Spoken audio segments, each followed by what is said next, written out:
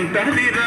పల్లోని గంటలు కాడెట్లలోన చింతగా మోగుత ఉంటాయిరా నాగలి భుజాన పెట్టుకుంటే దోస్తులు చేసినట్టేరా కొట్టు గోదా పక్కన ఉంటే కొండతో బలగం ఉన్నట్టురా చల్లగాలి మోసుకొచ్చరా సేను సిలగల ముచ్చట్లు దారి కొడుకు చెట్ల కొమ్మలా దారుతున్న పూల